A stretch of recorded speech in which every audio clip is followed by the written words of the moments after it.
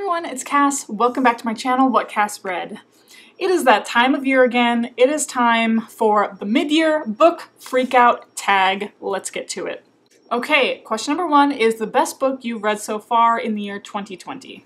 I just got done filming this review. I just got done posting this review. If you haven't already checked that out, I will leave it linked and listed for you.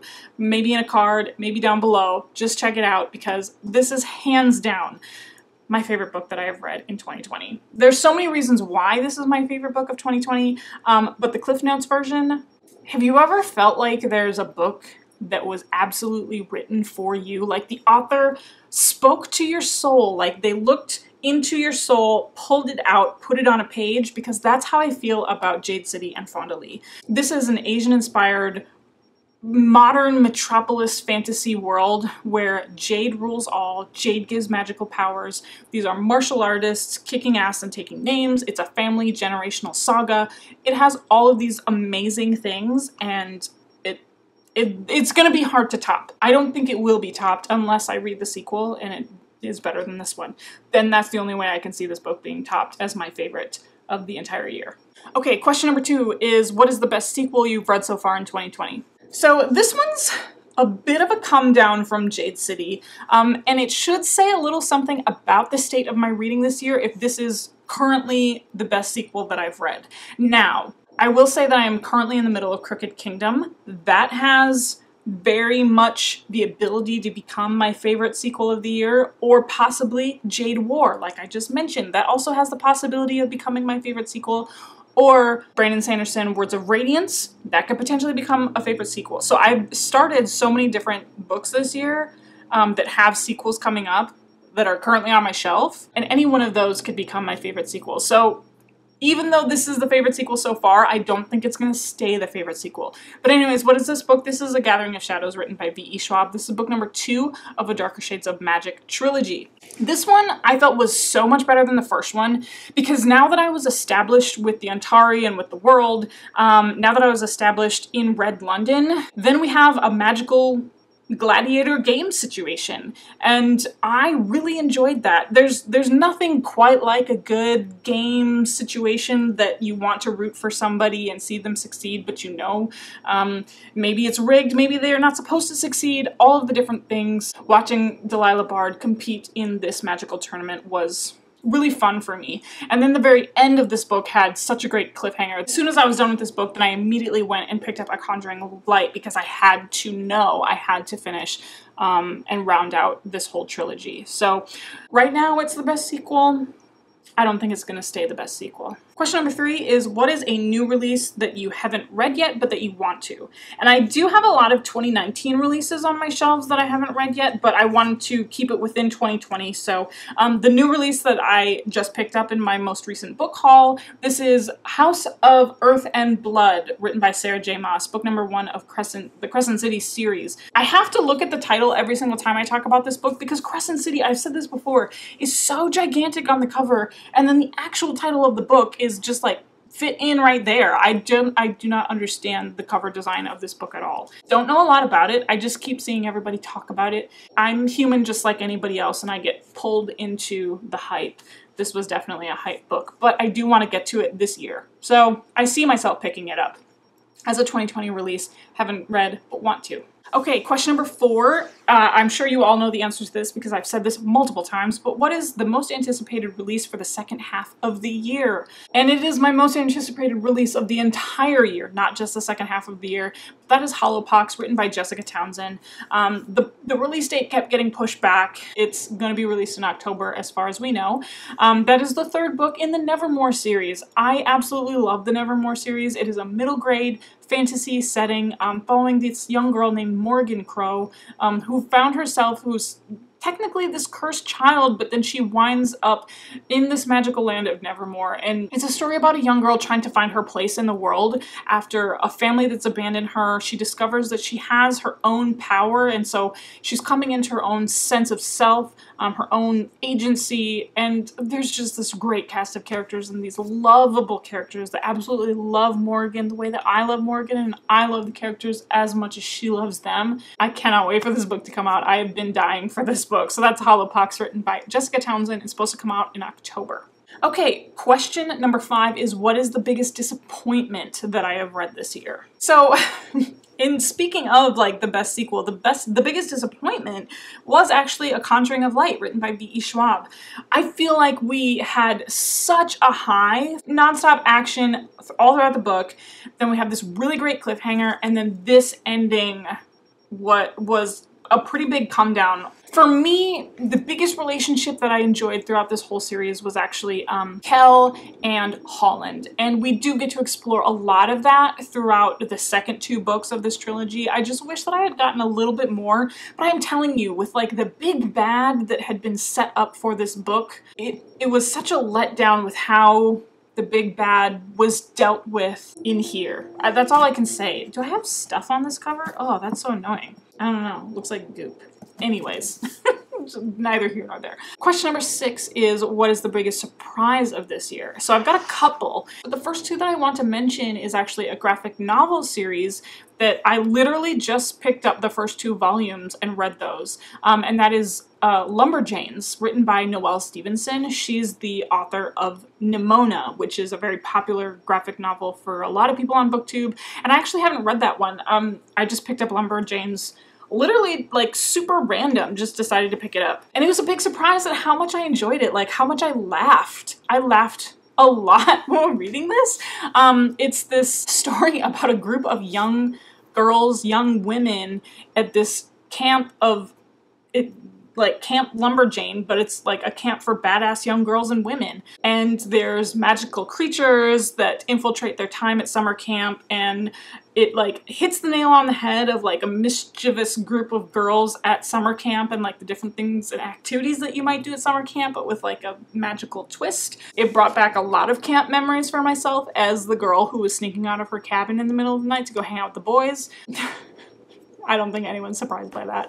But it was a lot of fun, and I will most likely continue on with some more of the volumes because why not? It was like such a quick read, and the art style was like really cute and cool, and it was really funny, and I'm really glad that I picked it up. So Lumberjanes was the first surprise. The next surprise is actually Frostheart, written by Jamie Littler. Now, I'm not surprised at the quality of this book because there's some booktubers that I follow that absolutely love this, one of them being Gavin from How to Train Your Gavin. The surprise for me was like how much I thought about this book after I finished it. So I did also give this 4 out of 5 stars. It's a story about a young boy named Ash.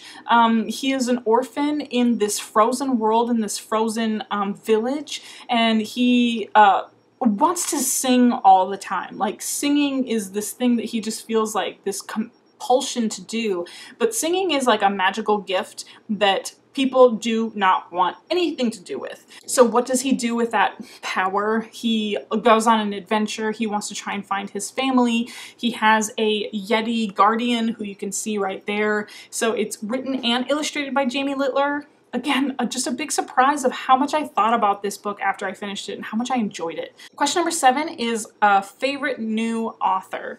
It could either be debut or new to me. Of course, I'm going to talk about Fonda Lee being one of my favorite new authors. Like, I'm so glad that like the hype I built up for this book in my head for myself like totally paid off.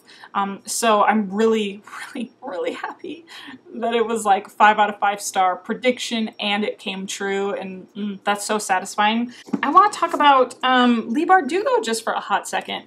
I have actually been powering through more Leigh Bardugo than I had anticipated that I was going to power through, because I finished the Grisha trilogy, then I started on Six of Crows, now I'm on Crooked Kingdom. If things keep going this way, I'm probably going to finish King of Scars, and I'm probably going to finish Ninth House before I realize it.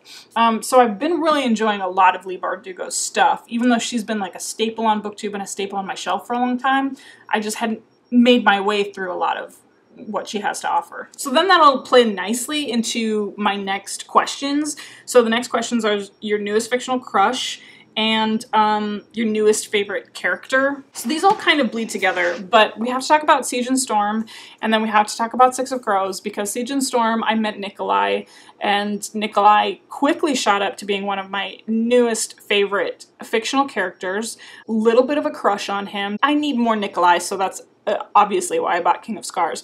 But then Kaz Brecker has really been hitting the nail on the head for me as far as favorite fictional character and quite possibly a fictional crush. I don't often do, I know I really should do videos that are like, if you like this book, then you like this book. But this book gives me tons of Liza Locke Lamora vibes, and he's a leader of this group, this misfit group of thieves, of this gang, but he has his own past, but he's also like super sinister and like gives 0 Fs about that part. But does he give 0 Fs about that part? Just super, you know, super conflicted internally. He doesn't do the right thing. Like, he's definitely a morally gray kind of guy, anti-hero kind of guy. Super. I love Kaz. Another favorite character that I was just introduced to is, of course, Caledon in The Way of Kings, written by Brandon Sanderson. I had been working on this book both last month and this month, and Caledon is like the exact opposite of Kaz Brecker. He is like this like moral compass, but like he's a good guy, and all the characters in here are like good people, and you want them to be good people and you want to root for them. So it's like so funny to like root for such a anti-hero the way that Kaz is, to then like transition into Caledon, and how much of a good person he is. Question number 10 was like, what is a book that made me cry? And I didn't have any books that made me cry this year yet. Hollowpox still could make me cry. But what is a book that made me happy? So that's what I also wanted to talk about, The Way of Kings. This made me happy because I have been planning this read of Way of Kings for like 3 years, no joke, and to have this book live up to my expectations of it, to live up to the expectations that I had of like Brandon Sanderson's like gigantic series that I have literally been building my way up to, it made me happy that it met those expectations. And then it just made me happy of the characters that we meet, like Caledon. It made me really happy with how this world was set up and how I'm being set up for the whole Stormlight Archives, and it made me happy that it lived up to the hype and it lived up to my expectations of it. Okay, question number 12 is, what is the most beautiful book that I've bought this year so far? The first one is going to be The Girl in the Stars, written by Mark Lawrence. This is my favorite cover of new releases that I've seen so far this year. I just think it is just really striking and stunning.